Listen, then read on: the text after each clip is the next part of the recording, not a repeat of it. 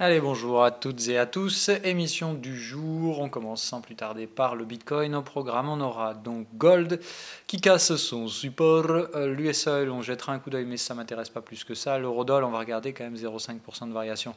C'est pas rien et c'est probablement la résultante de ce qui s'est passé hier. On va voir jusqu'où ça peut pousser encore aujourd'hui. On regardera le DAX, on regardera le VIX. On regardera les 10 ans US qui continuent de pousser. C'était bien évidemment ce qui était prévu. On regarde la UDNZD qui a, je pense, plus 0,35. On doit avoir une réaction positive sur le support que je vous avais donné à 0,60, enfin 0,640. Donc je pense qu'on a des choses intéressantes. On ne parlera pas de Facebook, on s'en fout encore une fois.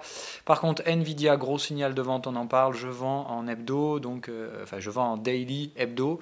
Donc je vends pour une bonne grosse période de temps. Un trade assez risqué évidemment, hein, bien évidemment, ça, rien n'est jamais gagné. Mais si ce truc-là devait valider, je pense qu'il y a 20% de baisse à récupérer là-dessus. Donc c'est une action intéressante, pas à jouer avec un levier évidemment. Hein. Mais on parlera de tout ça en fin d'émission. Allez, c'est parti. Donc, crypto, on regarde vite fait le point en daily. Pas de grande nouveauté, on est bien en validation du signal daily hier. C'était donc ce que je recherchais pour valider ceci comme notre bottom de range. Donc, je pense que cette fois, c'est acté en daily. Là, peu importe le G20, tout ça. Là, c'est du daily, donc ça n'impactera pas le daily, le G20. Donc, je pense que nous avons notre sommet et notre creux, ce qui fait que nous avons donc un range à construire où dans le meilleur des cas, on rangera entre le sommet ici et le creux qu'on vient de former. Moi, je pense plutôt que comme ici, on a déjà eu un signal haussier et qu'il a été invalidé, je dirais qu'ici, on a une résistance. Donc, tout simplement, je fais quoi dans ces cas-là? J'applique une stratégie consistante, consistant à mettre à profit un trading range, c'est-à-dire où on ne sait pas vraiment s'il faut acheter et vendre. Quand on ne sait pas trop s'il faut acheter et vendre, on fait du trading range et il n'y a qu'une seule stratégie viable dans un trading range, c'est de soit ne pas trader et attendre qu'on sorte du range, soit payer des risques ratio rendement et tout simplement essayer de mettre à profit des probabilités avec une légère espérance de gain positive. Le reste, c'est du blabla, c'est pour faire mumuse, c'est la raison pour laquelle je me suis couché hier soir tard, je suis allé faire l'imbécile sur le chat TradingView où j'ai pu lire mais une quantité astronomique de conneries de gens qui tradaient là-dedans, hein, voilà, donc on en parlera évidemment. On est en plein milieu de la zone à crétin, j'appelle ça la dumb zone en anglais, pour dire, voilà, c'est la zone à trading neuneux, si vous tradez là-dedans, il n'y a aucune espérance de gain, c'est le marché, il peut vous partir au nord, au sud, c'est du pur 50-50. Tous ceux qui tradent ces prix actuellement sur le Bitcoin, ils perdent tous de l'argent. Voilà, ils sont tous en train de faire les malins à chaque fois sur le chat, à faire des forecasts. Et ici, j'étais là hier soir, hein, ils étaient en train de trader le breakout haussier. Donc voilà, vous voyez qu'ils sont bien fait ramasser dans la nuit. Ça n'a ni breaké à la hausse, ni breaké à la baisse. Donc ils ont dû faire achat ici, vente ici, et ils sont toujours en train de se faire balader. Typiquement, trader particulier qui fait n'importe quoi dans un range. Donc, ne tradez pas ces zones de prix stupides, surtout si vous manquez d'expérience. Ici, il n'y a que des scalpers qui peuvent travailler, et c'est des scalpers professionnels qui travaillent, et qui sont là pour ramasser justement tous ceux qui font n'importe quoi. Donc, ne tradez pas ces zones de prix. Voilà. Les seules zones de prix où vous pouvez trader, et encore, je vous dis, ce n'est pas une garantie de gain ou de perte, la seule chose, c'est que ici, vu que c'est 50-50, il faut au moins que vous risquiez 1 pour gagner 2 ou 3. Et là, c'est rentable, légèrement rentable sur le long terme. C'est sûr que ce n'est pas la stratégie du siècle, mais je vous ai toujours dit, si vous surrationalisez ce qui se passe dans un range, vous avez plus de chances de faire des conneries que de faire un vrai trading. Donc dans un range, on fait ce qu'on sait faire dans un range, c'est-à-dire soit on ne trade pas, soit on trade du ratio risque-rendement, et point à la ligne. C'est les deux seules options que vous avez dans un range. Donc moi, évidemment, j'active mon trading neuneux, ce qui fait que moi, là, le Bitcoin, soit il descend là, il m'intéresse éventuellement pour un petit achat contre tendance, donc pas de levier, soit il monte là-haut et il m'intéresse pour choper une vente. Mais dans ce cas-là, il me faudra absolument des prix dans ces zones-là avec des signaux.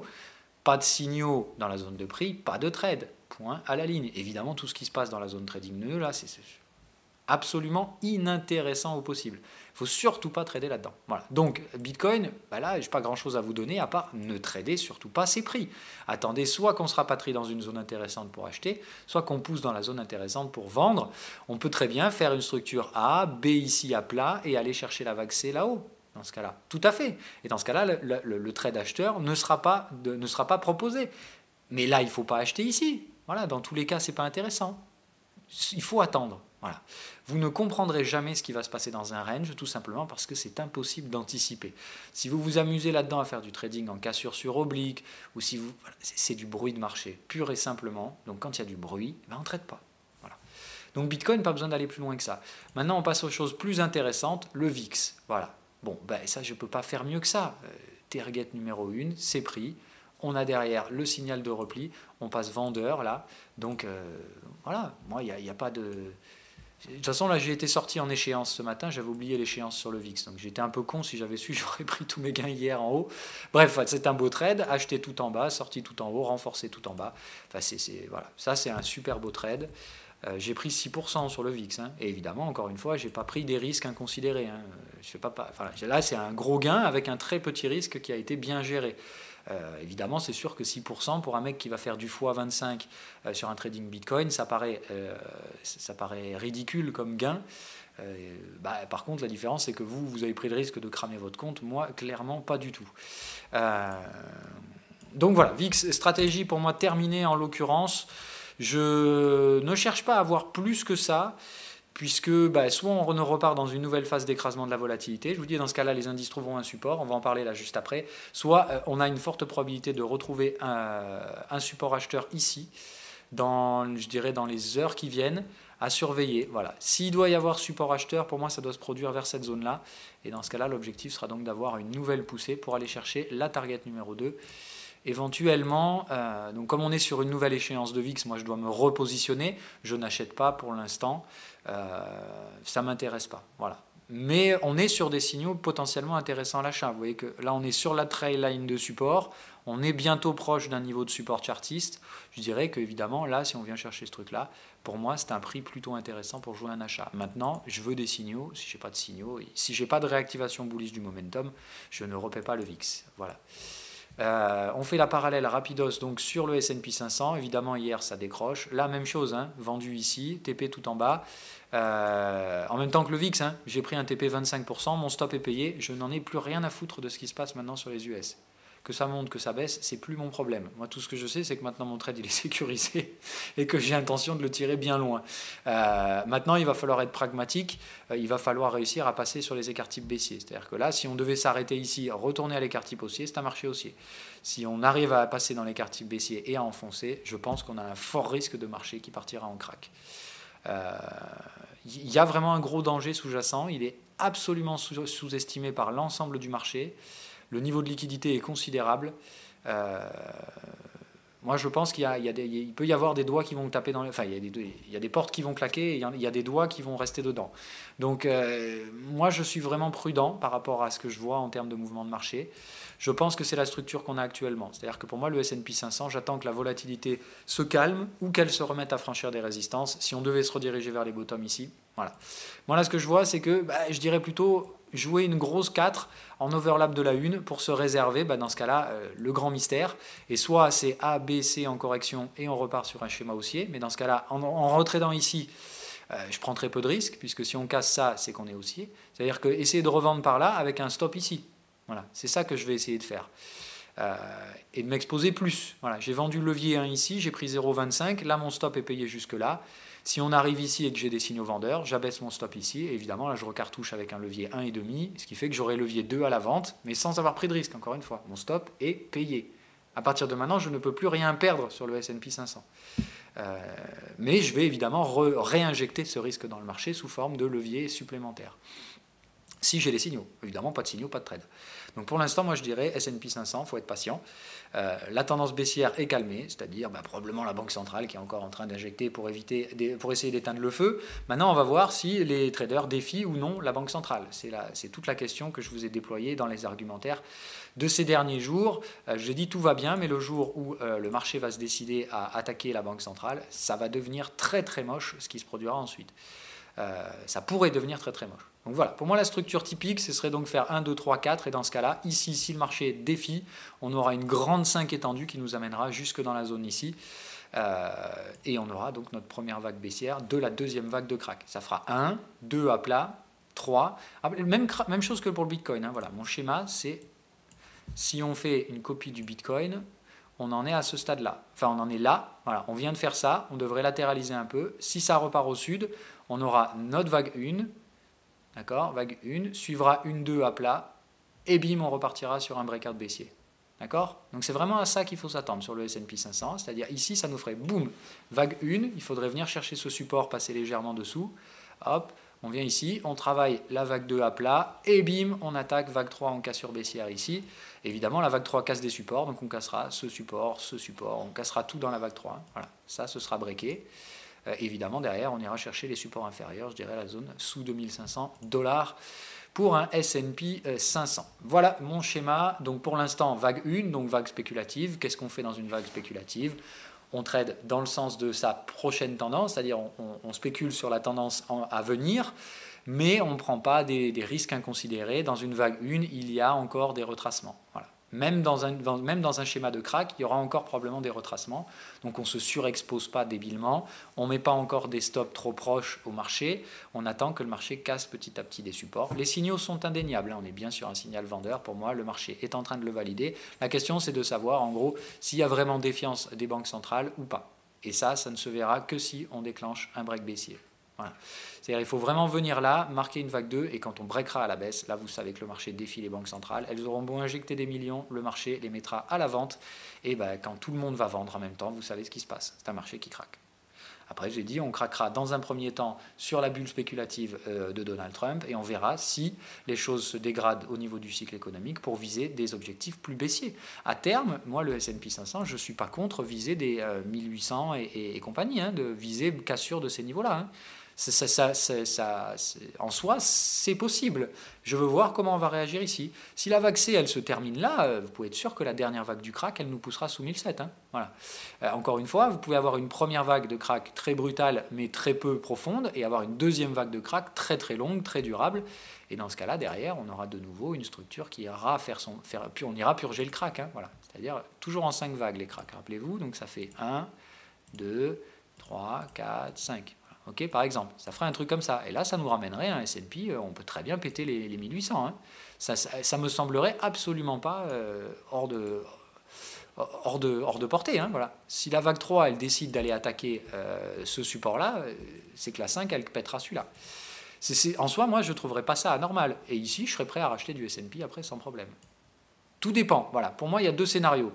S'il n'y a pas de dégradation des fondamentaux américains, c'est-à-dire qu'on est dans une pseudo-fin de cycle et on purge un peu l'excès de liquidité et de crédit, et la guerre commerciale se calme et on n'explose pas trop, on n'explose que la bulle de crédit, voilà, bon, dans ce cas-là, moi je dirais un truc comme ça, on se fait un cracounet, un truc comme ça, et ici on peut repartir sur un marché haussier. On reviendrait chercher par exemple les niveaux de mi-2017. Avant l'élection de Donald Trump. Et ici, si l'économie va toujours bien et qu'elle a survécu aux dévalorisations de certaines capilles surachetées, derrière, on peut repartir sur un cycle haussier, pas de souci. Mais voilà, il y a ce risque qui fait que moi, la vague de crack, là, je vais la jouer jusqu'à ce qu'elle se termine. Hein, voilà. C'est-à-dire que tant qu'il n'y aura pas d'essoufflement vendeur, il faudra rester vendeur du marché américain. Le risque, évidemment, c'est qu'on fasse un truc comme ça. Voilà. Allez, le DAX.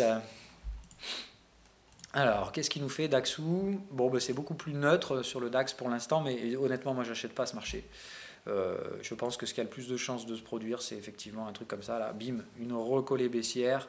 Pour l'instant, il n'y a pas de signaux, donc moi, je ne touche pas. J'ai ni d'achat ni de vente. En fait, j'ai break baissier, validé avec une poussée à la divergence, signal bullish. Donc ici, on a bien le bottom de la phase d'accélération. Donc, on est dans une phase retracement. Donc là, le seul truc, le cadre de votre marché, c'est ça. Voilà, c'est que là, vous mettez des retracements standards et vous vous dites, le marché trade ces retracements. Là, je ne peux pas faire plus simple. 38, 23. Le marché, il est en train de faire ping-pong entre les deux. Il casse 23, c'est baissier, on va faire une extension. Il réussit à casser 38. On va vers des retracements plus profonds de type 50, 61. Plutôt 61, là, en l'occurrence. Mais peu probable, hein, attention. Moi, je spécule plus sur le fait qu'on devrait rester ici, échouer et repartir au sud sur un DAX.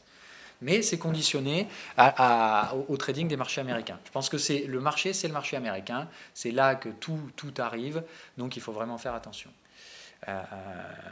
c'est un truc à s'y couper les doigts, hein, ça je vous l'avais dit, donc faites très attention. Voilà, Hang Seng, je pense qu'il faut qu'on aille légèrement au-dessus. Donc il est possible quand même qu'on ait encore un petit retour haussier. Donc vous voyez, là si je devais pencher en termes de scénario, je dirais vraiment VIX, on continue d'écraser la vol, on vient bien chercher le support, et éventuellement derrière on retrouve une vraie vague haussière qui pètera ça. Hein. Voilà, c'est-à-dire que derrière on ira péter les 26, on ira probablement chercher la zone des 30 sur la volate. Ce qui correspondrait dans ce cas-là avec un S&P 500 qui remonte un peu ici, puis qui se remet à baisser dans cette zone. Et je vous dis après, soit on break pas, ça je sais pas. Ça dépendra de ce qu'il faut. Et dans ce cas-là, si on devait breaker, pour moi c'est le VIX qui cassera ça, qui repassera au-dessus des 30 et qui ira rechercher la zone des 40-50. Hein, et éventuellement au-dessus si on passe sur un crack. Hein. Voilà. Le S&P, pardon. Et, voilà. Et le DAX, même chose. Ça pourrait remonter un peu. Et dès que ça casse ça, c'est terminé. Si ça casse ça, voilà. Mais je pense que là, on pourrait remonter un petit chouïa avant de remettre une baisse. Moi, je vois bien cette structure-là, c'est-à-dire A, B, C. Je pense qu'il manque D. Pardon, ça ferait... Attendez, A... attendez, je vais rentrer dans le DAX, qu'on y voit un peu plus en intra. Voilà, ok. Bon, pour moi, c'est des structures vendeuses. Hein. Je ne vais pas y aller par 4 chemins. Voilà, quand vous avez ça... et ça de suite, c'est-à-dire là, à chaque fois, biseau, biseau. Donc je m'attends effectivement à ce qu'on en construise encore un ici, mais ce sera le dernier. Hein. Voilà. La couleur est bleue parce que je ne vais pas me faire chier à changer la couleur. Mais voilà en gros ce à quoi je m'attends sur Papadax. C'est-à-dire que là, il y a quand même un risque qu'on refasse une structure d'épuisement ici, alors là, terminé derrière. C'est-à-dire que je pense que ça se présente très très mal en fait là sur le DAX, pour être tout à fait honnête. Donc là on a bien putain je vais y arriver, dégage.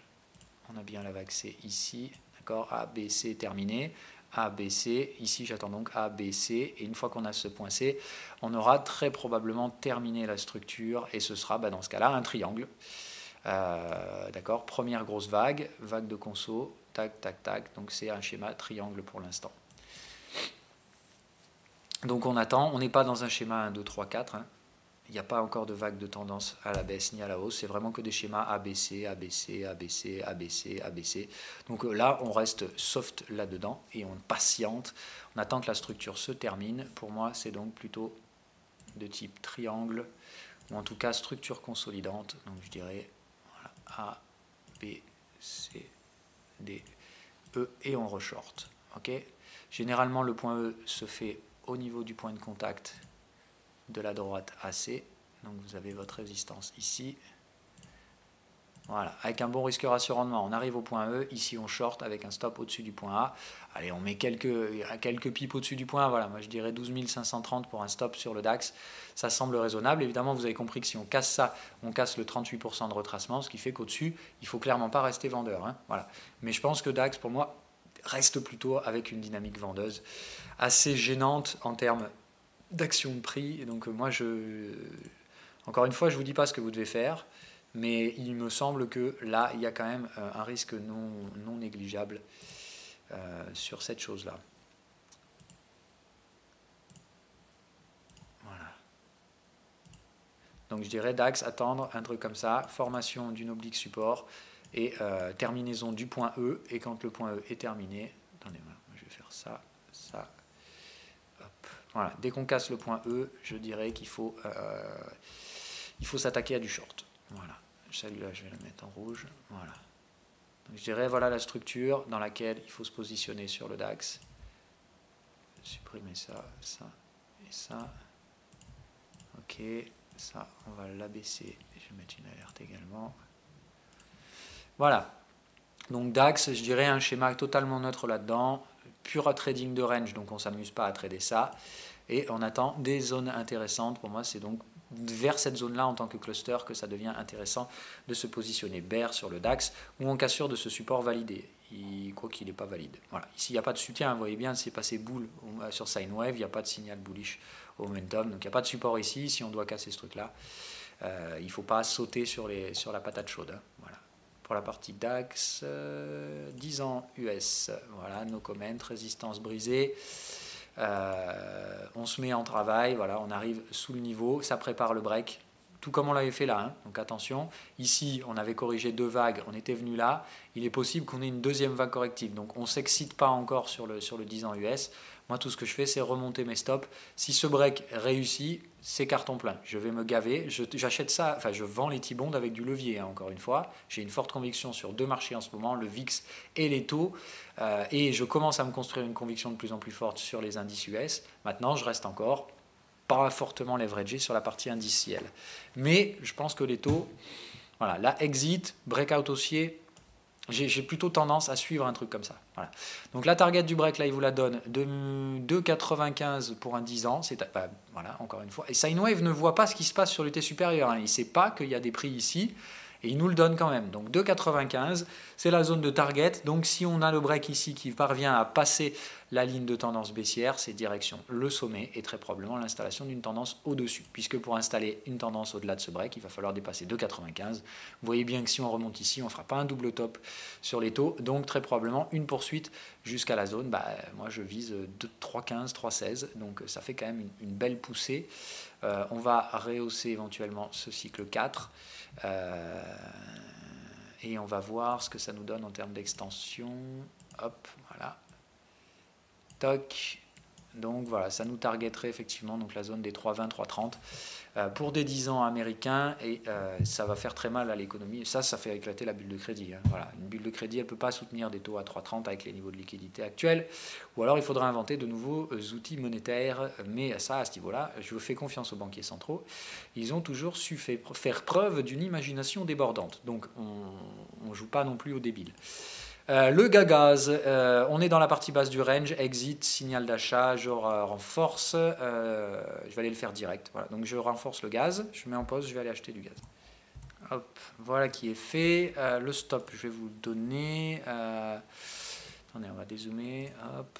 Donc moi j'ai mis un stop sous ce bottom là pour l'instant, je préfère rester tranquille, on est revenu travailler le niveau du break. On est en overlap sur la vague 1, ici il faut vraiment que ça réagisse à la hausse, si ça devait réagir à la baisse, casser le point 2, effectivement je pense qu'il n'y a plus aucun intérêt acheteur dans ce marché, donc petite extension ici baissière pour la 4,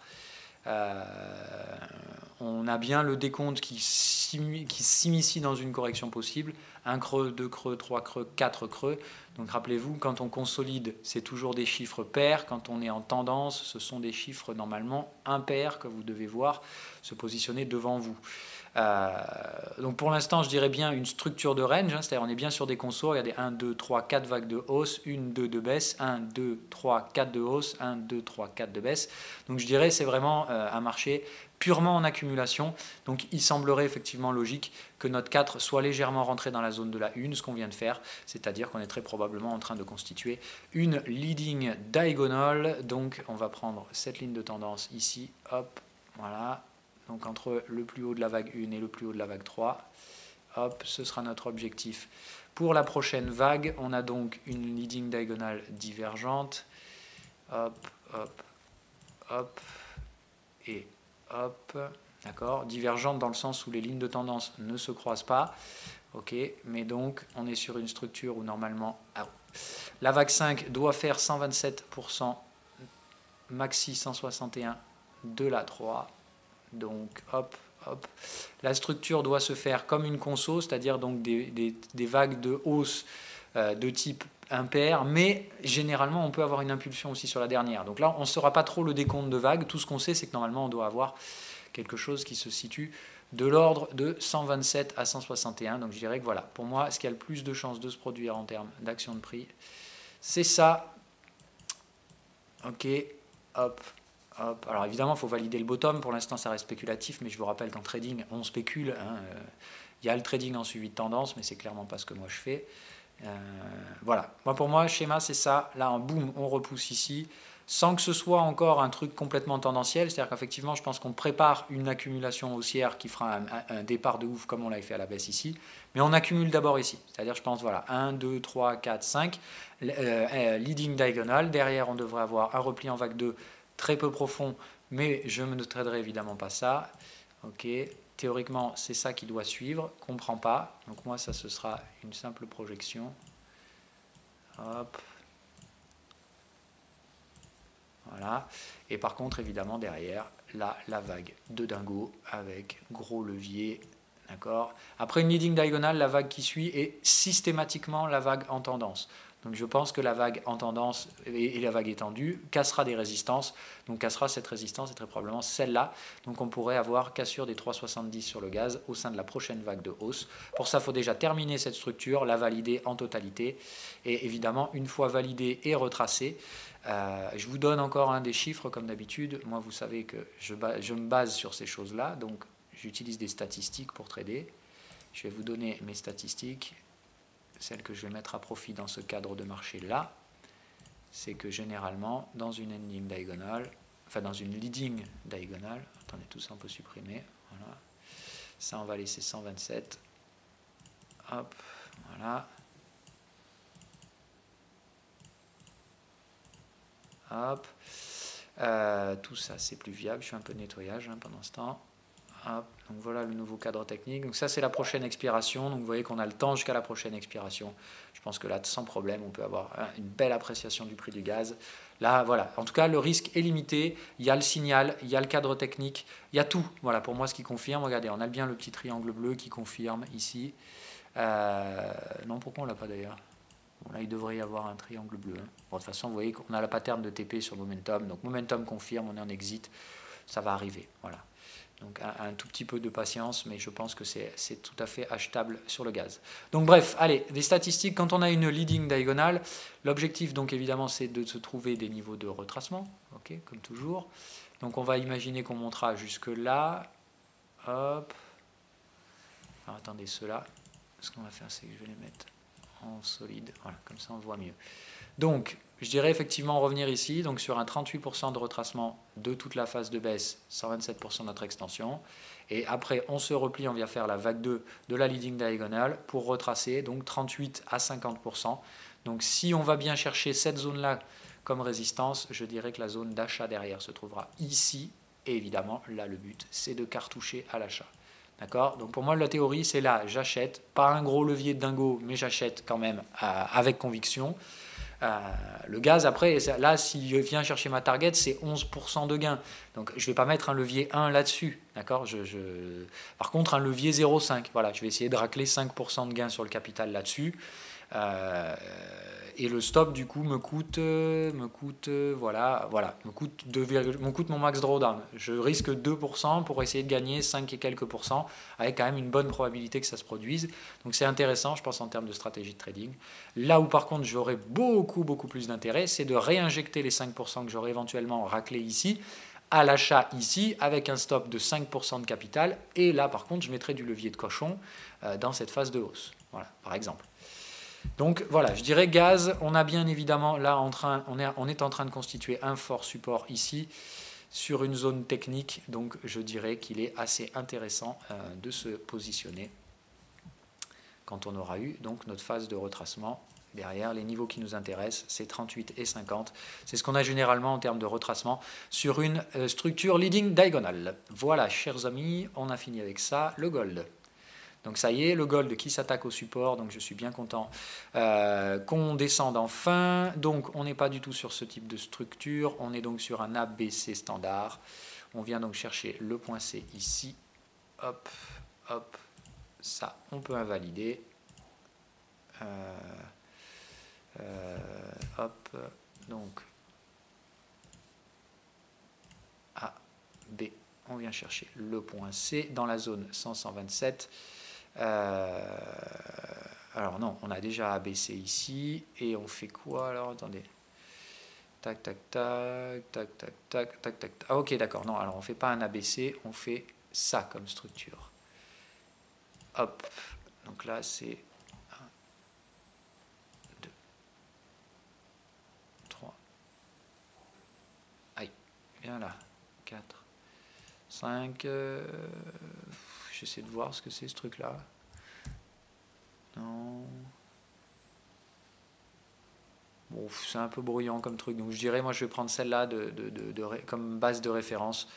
Donc je prendrai cette structure-là, ici, hop, à jouer donc en ABC. On a déjà fait le 100, donc je dirais qu'on vise le 127 ici, pour faire donc une majeure ici de type ABC.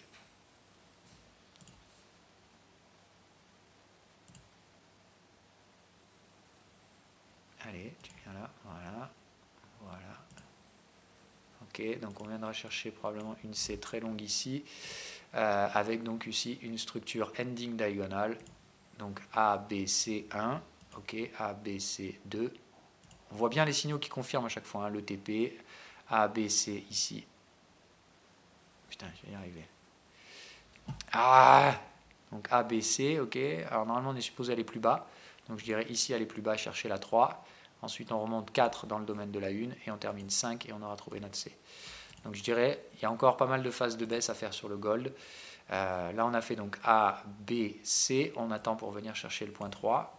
Donc ok, on vient chercher ici. Je vais vous donner les targets théoriques. Donc dans une ending diagonale, on cherche généralement... Hop, 76,4, pardon, 78,6, voilà. Donc on devrait venir chercher une vague 3 ici sur le 78,6. Je dirais que derrière, on revient faire une 4 par là, effectivement. Vous voyez, vous imaginez ici le range. Je vous donne mes astuces, hein, encore une fois. Alors je sais, je vous bourre d'informations et ça fait beaucoup de choses à digérer. Mais comme d'hab, hein, vous prenez ce que vous avez à prendre. Le reste, c'est pas, voilà, et pas tout n'est pas bon à prendre. Mais moi, je vous glisse des astuces. Voilà, vous voyez, c'est ici qu'on a concentré le volume. Vous dites en général, on va revenir chercher la médiane de ce truc-là. Donc je dirais ici, pam, ce sera probablement là qu'on viendra chercher notre 4. Hop, ok. Moi, je joue pas les ventes de gold.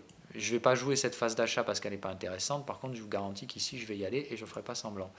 Le gold, j'ai encore une fois forte conviction sur cet actif, mais c'est ici maintenant que ça m'intéresse.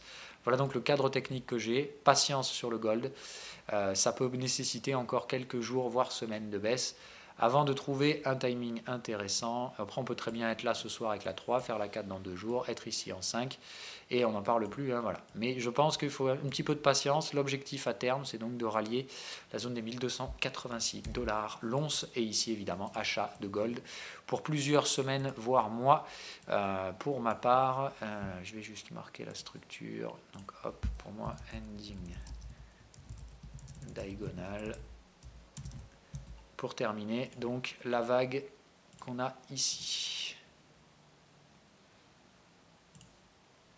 Voilà, donc pour moi c'est une ending diagonale qui se met en place ici. La cassure, évidemment, enfin la trouvaille du point 5 et donc du point C, c'est ce qu'il faudra acheter en spéculatif. La cassure de l'oblique baissière qu'on aura constituée sera la validation et le passage des positions en leverage.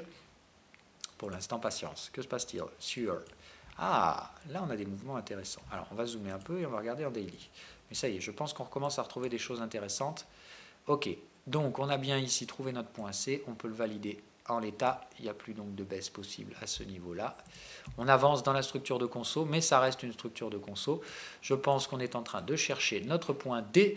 Un peu de patience donc, et je pense qu'il faut rester prudent. Je ne vois pas de structure de consolidation terminée ici. Ou alors, attendez. Non, on n'est pas allé plus bas ici. Il aurait fallu. Hein. C'est-à-dire que dans ce cas-là, si on avait pu... Ouais, mais non. Non. Le point C devait aller plus bas. Donc, on n'est pas dans une structure ABC. On est dans une structure triangle. Donc, vraiment, effectivement, ABCDE. Je dirais qu'il faut être encore patient sur le pétrole en accumulation avant de jouer l'achat du point E. Donc, patience pour l'instant. C'est une structure de range qui se met en place. Évidemment, là, le signal d'achat était bien propre, était bien donné. Je pense qu'il doit y avoir une confirmation momentum sur ce signal-là. Voilà. Donc ici, il y a beau signal haussier. Donc ici, il y a bien support. C'était un trade à prendre, hein, d'accord, mais en horaire. Donc un trade horaire ici pour jouer la structure de range daily. Donc en gros, c'était acheter ici. Là, vous devriez être en train de prendre vos profits si vous avez acheté ce signal-là. Maintenant, bon... Moi, je préfère rester patient. Ce n'est pas un actif sur lequel j'ai une forte conviction, l'US Oil. Mais voilà, si évidemment là vous êtes à l'achat, c'est plutôt prise de profit dans la zone de prix actuelle. Hein. Donc ne vous amusez surtout pas à surcomplexifier cette chose-là. Moi je pense que là de toute façon maintenant on va rentrer dans la phase de vraiment accumulation, chute du volume. Donc c'est pas le moment de s'amuser à trader dans les ranges à ce stade-là d'avancement des consos. On termine... Ah non, l'euro-yen, j'ai eu une alerte ce matin. D'accord, bon. Et bien alors là aussi, je pense qu'on a une structure en triangle qui se met en place. Donc, terminer cette lessiveuse, on en est bien sorti, comme je vous l'avais dit. POC, vous voyez, j'avais donné les conditions de la sortie de la lessiveuse, plusieurs clôtures, et il faut que le momentum arrive à repasser au-dessus de 0. Ici, on a échoué. Par contre, là, on a réussi, sortie de la lessiveuse. Hop. Donc, c'était bien une lessiveuse baissière. Je ne pense pas qu'on soit dans une structure vague 1 ici, puisqu'on n'a pas réussi à vraiment s'installer. Je dirais par contre, attendez, il faut que je dézoome, avoir une structure de prix plus visible. C'est quand même un sacré bruit de marché ce truc-là. Alors, je vais vous donner plusieurs solutions. Donc, solution numéro 1, effectivement, on est déjà reparti sur un cycle baissier. Mais pour moi, il faudrait casser ce point-là pour avoir plus de conviction. Donc, je ne suis pas vendeur tant qu'on ne passe pas ça. Je pense qu'il faut réussir à reprendre cette chose-là pour vraiment valider le fait qu'on est ici sur un point 2 et que dans ce cas-là, on est sur une vague 3. Ce qui me fait plus peur, par contre, c'est qu'on fasse une structure un peu plus emmerdante de type triangle, par exemple. Là aussi, donc ce serait... Le triangle, c'est le truc le plus chiant à trader en type de consolidation. Donc ça ferait ABCA, ABCB. Là, il faudrait trouver un point C, D, E, et on revendrait le point E. Pour l'instant, moi, je pense que c'est une structure de conso qui domine. Donc, dans les structures consolidantes, moi, je ne cherche pas. Vous voyez, ça, ce n'est pas une vague de tendance. Pourquoi? Parce que c'était une vague bullish, et c'est juste, le marché n'en a rien eu à foutre du cycle bull, il est juste allé le tirer en extension maxi. Donc là, voilà, moi, je dirais ça pourrait avoir la typologie d'une vague 1, mais c'est quand même peu probable. Moi, si je dois vous donner mon sentiment en tant que trader, c'est plutôt un truc comme ça qu'on est en train de mettre en place. Voilà. Ou alors un ABC, et dans ce cas-là, on vient chercher un point C ici. Mais je dirais que là, c'est toujours des structures plutôt consolidantes qui se mettent en place. Voilà. Donc si ça, ça remonte, mais qu'on n'arrive pas à casser le point A, triangle. Si on parvient à casser le point A, on vient chercher dans ce cas-là une extension ABC, tout ce qu'il y a de plus classique et standard. Dans ce cas-là, je pense que c'est ABC, où on viendra chercher un 127, donc ça donnera la même zone que celle que j'attendais précédemment. Donc effectivement, je pense que c'est par là qu'on retrouvera des ventes assez intéressantes. Donc en l'état, je dirais voilà, 132, 133, ce sera la zone pour moi à shorter à nouveau sur l'euro-yen. Pour l'instant, vraiment, je reste neutre. Soit triangle, et dans ce cas-là, j'attends que ça se consolide bien et je vendrai le point E, soit ABC, et on vient chercher là-haut. Je vais le noter comme ça. Voilà. Hop. Hop. Hop. Donc on reste en ce schéma-là. Et celui-là, je vais le cacher. Celui-là, on va se le mettre. Primaire et noir, comme ça on voit bien. Voilà, donc la structure pour moi en cours, c'est vraiment pour moi un truc comme ça sur l'euro-yen. On consolide bien. Et ici, par contre, on charcute le truc. Et alors derrière, on va loin. Derrière, c'est 122 et compagnie. Je vais vous montrer le schéma sur l'UT Daily. D'accord, un truc comme ça. Là, si ça tombe, ça va faire très mal. Donc voilà, vous voyez, ça nous ramènerait sur un 50% de retracement à 127. C'est vraiment, je pense, là qu'on a le plus de chances de venir chercher notre vague 2. Donc ici, c'est là où il faut cartouche l'euro-yen. Moi, je vais y aller comme un cochon. Je vous dis, j'ai pris beaucoup de gains ici dans la première phase de baisse. Donc là, je vais pouvoir mettre du gros levier sur l'euro-yen sans prendre le moindre risque. L'objectif derrière, dans ce cas-là, ce sera de jouer une extension baissière de vague 3 après une leading diagonale. Donc ce sera la vague étendue. Donc on vise sans problème des extensions d'au moins 161%. Donc c'est en F3. Et je pense qu'on visera facile 161 sur cette vague 3. Voire 200, voire 261. Là après, il ne faudra pas se limiter sur la vague étendue. Mais voilà, là théoriquement, voilà. Moi je dirais une structure comme ça. Et j'aurais tendance à dire que le 161 n'a de chez aucun intérêt, si ce n'est juste casser ce support. Mais vraiment, là, pour moi, ce sera toc. La grosse vague baissière à prendre, là, avec donc, une euro-yen qui va lâcher 9%, 9-10%. Et moi, je serai avec du levier, et là, du levier de type 4. Donc, ça veut dire que là, j'entends bien sur l'euro-yen tirer un 30-40% de gain sur le capital si le trade devait rentrer en validation. Pour l'instant, on laisse consolider la structure pour avoir un beau dynamique derrière, une belle dynamique derrière. Plus ça consolide, plus on aura de la tendance dans la vague 3. Donc la consolidation est saine. La patience ici, c'est pour gagner encore plus après. Donc apprenez à être patient. L'euro-yen, on ne saute pas sur la patate chaude. En l'état, il faut vraiment être patient. La UDNZD. Et ensuite, on termine sur les actions. Donc la UDNZD, voilà, qui tente le break. Ce sera le signal haussier que je recherche si on s'invalide. Là, je ne vais pas tergiverser, on est dans la zone support, le marché tente un break baissier, il vient chercher la zone des 1,60-40 que je vous avais signalé. On est déjà en train de faire avalement haussier aujourd'hui. Voilà, Pour moi, ça c'est le signal d'achat en fait. C'est-à-dire que là, je vous ai dit, on peut tenter un petit break baissier pour aller chercher un support en dessous. C'est ce que le marché vient de faire. On va voir la clôture ce soir. Mais là, le fait qu'on ait déjà réussi à repasser au-dessus de cette résistance avec un cycle TP valide ici, voilà. Pour moi, là, vous voyez bien la divergence. Hein. Elle n'est pas détectée par l'indicateur, mais vous la voyez bien. Ici, on n'est pas du tout allé aussi bas qu'ici. Par contre, le prix, oui. Donc là, il y a bien un support à valider par une cassure de résistance. D'accord. Donc pour l'instant, ça reste assez piégeux, je dirais. Dans l'idée, on peut se jouer un truc comme ça pour avoir une cassure de résistance. Là, si ça paye ici, comme je pense que c'est le cas, donc on va voir ce soir, franchissement haussier de la résistance, je repasse sur des leviers assez conséquents sur la UDNZD. Je pense que là, on aura vraiment trouvé notre point C et que là, derrière, ça va cartoucher sévère. Voilà. Donc la UDNZD, toujours grosse conviction, je refuse catégoriquement de prendre quelque vente que ce soit. La clôture ce soir sera évidemment extrêmement importante et ces catalyseurs-là seront probablement ceux qui nous permettront de franchir les résistances derrière. Si on tient ce support aujourd'hui, je pense que les catalyseurs serviront à franchir toutes les résistances-là. C'est-à-dire que vous voyez, ça là, ça va nous servir à péter ça derrière. C'est-à-dire qu'on remonterait ici et derrière, boum, et on peut très bien se retrouver là en 4 jours hein, sur la UDNZD, et ça veut dire reprendre 3% d'un coup. Et derrière, après, tout le monde courra après le prix. Et je vous ai dit, on sera dans la vague étendue, dans une vague que tous les suiveurs de tendance vont traiter. Donc ici, tout le monde va courir après les prix. Évidemment, les traders par anticipation, nous, on sera déjà bien gentiment au chaud, en train de renforcer sans prendre le moins de risques, quand tout le monde sera en train de courir après le papier. Donc voilà, la UDNZD, pour l'instant, moi je pense qu'il faut y aller. J'ai une conviction très nette là-dessus, mais je vais attendre la clôture daily ce soir. Si on maintient un plus haut que la jour précédent, sans être allé plus bas, c'est plutôt un signe positif. Maintenant, il faut que cette bougie réussisse à clôturer au-dessus de 50% de sa valeur. Donc il faut clôturer ce soir au-dessus de ça. De toute façon, regardez, en fait, je vais faire mieux que ça. Ici, il y a un signal acheteur, mais mieux que ça, on a ici une résistance vendeuse qui est cassée. Donc on a bien d'ores et déjà cassure d'une résistance là. Je dirais que tant que le prix clôture au-dessus de ça ce soir, c'est bullish. Voilà. Et là, il y a bien un signal vendeur, triangle rouge, et signal bear. Donc là, il y a bien résistance. Maintenant, je veux voir les prix se maintenir au-dessus de ça ce soir en clôture. Clôture daily au-dessus de ça, sans avoir pété le plus bas, oui, on a déjà cassé le plus haut. Pour moi, c'est un signal acheteur. Du coup, ce soir, je recartouche la UDNZD en amont des statistiques. Je prends un risque, évidemment. Donc je ne vais pas mettre un levier de 20, mais je prends un risque, mais j'ai une très très forte conviction sur la UDNZD.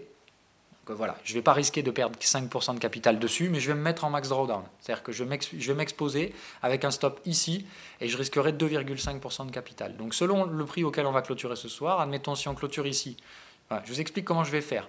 Okay, mon stop sera là. Donc mon stop sera 0,80%. Vous vous dites, mon drawdown, bon, attendez. On va le faire à la calculette, comme ça c'est précis. Mon max drawdown, c'est 2,5%. Vous le divisez par 0,8, ça fait 3,12. Voilà le levier que je peux appliquer sur la UDNZD, safe, pour jouer la statistique sans prendre un risque inconsidéré. D'accord ? Pour moi, au-dessus de 2,5% de perte sur une statistique, c'est du gambling. Voilà. Je prends déjà un grand risque, hein, c'est-à-dire que là, je risque un max drawdown sur un catalyseur dont je ne sais absolument pas comment le marché va le percevoir. Et le marché pourra très bien avoir ce catalyseur comme étant décevant, et si on vient clôturer sous l'oblique ce soir et que le catalyseur, boum, permet de casser le support, je donnerai 2,5% de mon capital. Par contre, si ça décolle, j'aurai un levier de 3,12 à l'achat qui sera déjà sécurisé, qui fait que derrière, je pourrais passer à 4, 5, 6, 7 et compagnie. Hein. Voilà. Donc la UDNZD, j'hésiterai pas, j'ai pas de limite sur le levier dans la UDNZD. Ma limite, ce sera tout simplement à chaque fois à quel niveau je peux remonter mon stop sans risque dans la vague de tendance pour racoler des gains. Quoi. Allez, donc Tesla, on la regarde. Est-ce que ça casse hier et aujourd'hui? Est-ce que ça confirme? Hier, ça casse gap baissier non comblé, journée de flux baissier. Vous voyez, hop, ça vend toute la journée. Soutien bullish, pas confirmé. Si, confirmé. Ouais. Ah, pas sûr. Non, c'est pas marqué. Vous voyez, il n'y a pas écrit bull OK. Donc là, l'algo, il ne voit pas. En fait, la survente, il l'a détecté ici. Et on est allé quand même beaucoup plus bas. Donc je dirais qu'il n'y a pas de signal haussier valide en l'état. Mais ça me paraît compliqué, moi, de vendre ici. On est sur un support. Voilà, je vais vous expliquer mon schéma. Allez, en fait, c'est en daily, je pense qu'on a ce qu'il faut. Voilà. Ça, rappelez-vous, c'est trading de nœuds. C'est la zone entre le dernier gros support sur Tesla et la résistance. Moi, je pense qu'on va chercher cette zone de support. C'est ici où, évidemment, je ne serai plus vendeur de Tesla du tout. Mais je veux vendre jusqu'à cette zone-là. J'applique la stratégie trading de nœuds. Trading de nœuds, il fallait venir installer des clôtures sous le 38, ici, et trouver une résistance dans la zone rouge. On vient de le faire, parfait. Maintenant, il faut repasser sous le 38. Vous voyez qu'ici, on l'a essayé, ça n'a pas marché. Si on fait la même chose ici, que je m'amuse à vendre ce support avant qu'il cède et que les prix remontent, ça va me coûter cher. Donc je vais attendre. Par contre, ça, dès qu'on le casse, si j'ai une clôture daily sous ce prix ce soir, c'est vente. Point, point, point, pas compliqué. Tesla ce soir, ça clôture là-dessous, c'est vente avec un stop ici, objectif 1 là, objectif 2 ici. Voilà donc pour Tesla, mais pour l'instant je pense qu'il faut être prudent. On est toujours sur un support et ce support n'a pas cédé. Nvidia, j'ai renforcé aujourd'hui, voilà, juste avant l'émission, donc j'ai probablement eu encore le best price. Donc voilà, là pour moi on est vraiment sur des impulsions baissières. Donc Nvidia, je ne vais pas y aller par 4 chemins. Alors j'ai une mise à jour sine wave là qui arrive. Je vais vous la montrer. Voilà, si vous venez ici, tout simplement, vous voyez qu'avec une toute petite mise à jour. Alors là on est sur le Bitcoin, je vais aller sur Nvidia, voilà, hop, en daily, voilà, Nvidia en daily, on retrouve bien ici le cycle bull, le cycle bear, le signal confirmé au momentum, vente. Vente, vente, vente. Voilà, pour moi, ce truc-là, ça vend, ça va casser au moins un support. Et si on casse ce support, on active l'ending diagonal, donc on ira probablement en casser d'autres dans la foulée. Je surveillerai cette zone de prix, donc je dis des 198, la clôture de ce gap. Si ici j'ai des signaux acheteurs, je m'arrêterai là. Sinon, je pense qu'on peut aller dégommer ce support-là. Et donc dans ce cas-là, se diriger vers une zone des 176,17. Je joue, je vous ai fait une vidéo hier soir sur TradingView, donc je vous invite à la regarder. Je ne vais pas perdre de temps à commenter ça. Boeing, effectivement, on valide ce que je pensais. Donc on est bien dans la structure qui était précédemment anticipée. Donc Boeing, on est bien ici en train de former une structure en ending diagonal. Pour terminer notre tendance, je pense qu'on a donc bien trouvé un point 2 ici. Il n'y a pas de confirmation momentum, donc ne vous amusez pas à acheter ce truc-là, mais je pense que Boeing peut avoir une nouvelle appréciation haussière, devrait viser la zone des 180 $ pour une action, derrière nouvelle conso, et ici cartouchage du siècle pour un crack de marché de l'action Boeing. Pour l'instant, je dirais voilà, prudence, mais patience me semble être le choix le plus rationnel à avoir. Sur cet actif, je vois et je le note, sine wave, momentum ne l'a pas vu, mais moi je la vois. Voilà, ici on a une divergence légère, mais une divergence haussière cachée qui pourrait se mettre en place, à valider par une cassure de résistance. Voilà, mais vous avez un momentum qui fait un plus bas, les prix qui n'y arrivent pas. Donc ça, quand vous avez ce genre de truc, attention, ça peut être annonciateur d'un repli haussier du prix. Maintenant, attention, ce n'est pas une garantie non plus. Voilà. Donc prudence, prudence, prudence. Sur Boeing, pas encore de timing pour cartoucher. La patience est la mère des vertus du trader. Je vais donc patienter. Sur ce, je vous souhaite une agréable journée et je vous dis à demain.